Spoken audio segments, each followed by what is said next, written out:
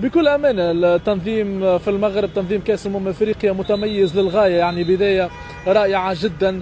شفنا تنظيم يرتقي أو يقترب من مثالية، يعني على مستوى سلاسة الدخول الملاعب للصحفيين للجماهير، الوصول للملعب تقريبا في أقل من نصف ساعة، ساعة بالكثير، سلاسة في الدخول أيضا حتى على مستوى الخدمات داخل الملعب، على مستوى الانترنت، على مستوى الاكل والوجبات اللي قدموها للصحفيين، كل شيء متميز للغايه. ارضيه الملعب، انا كنت حاضر تقريبا قبل سنه ونصف في المانيا، صدقوني وبكل امانه يعني التنظيم في المغرب في كاس افريقيا افضل من كاس اوروبا 2024. يعني مثلا ملعب مثل لايبزيج او شتوتغارت لا يصل حتى الى ربع مستوى ملعب الامير مولاي عبد الله او ملعب الاولمبي او عده ملاعب اخرى في المغرب، في كازا وفي عده مدن اخرى. لذلك اقولها صراحه بانه المغرب ما شاء الله عليكم تبارك الله عليكم، واصلوا هكذا يعني لا حملات ضد المغرب ولا اي شيء، الى الامام سيروا، وباذن الله القادم افضل للمملكه العربيه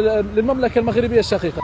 الحقيقه والله شاهدا على ما اقول، فانه والله العظيم انه انقطاع التيار الكهربائي تقريبا حتى اقل من ثانيه، يعني علاش حتى ما نجموش حتى نتكلموا على هذا، يعني بكل صراحه علاش حتى نتكلموا عليه، مانيش عارف علاش، يعني مش عارف منين جات المعلومه، صدقوني ما نعرفش المصدر. انا الان تفاجات من سؤالك، ما نعرفش حتى شكون قالها ولا منين جات المعلومه هذه، ولكن كنت في الملعب البارح، كنت في الملعب الاولمبي، وكان كل شيء طبيعي، كان كل شيء متميز جدا. يعني رغم امطار غزيره كانت تهطل طيله المباراه، شفنا مباراه متميزه جدا بين تونس واوغندا، شفنا كل شيء محكم كما قلت، تنظيم رائع جدا في الدخول في الخروج في كل شيء. يعني ما شاء الله عليكم، نعودها مره اخرى وتبارك الله عليكم. مع التونسي واحد في مباراه تونس جمهور متميز، شفنا حتى الجمهور المغربي يغني سير سير سير، يعني الاغنيه المغربيه الشهيره مع جمهور تونس، شفناه يساند الى اخر لحظه. انا عندي حتى مقاطع فيديو كيفاش الكبار والصغار المغاربه يشجعوا في تونس،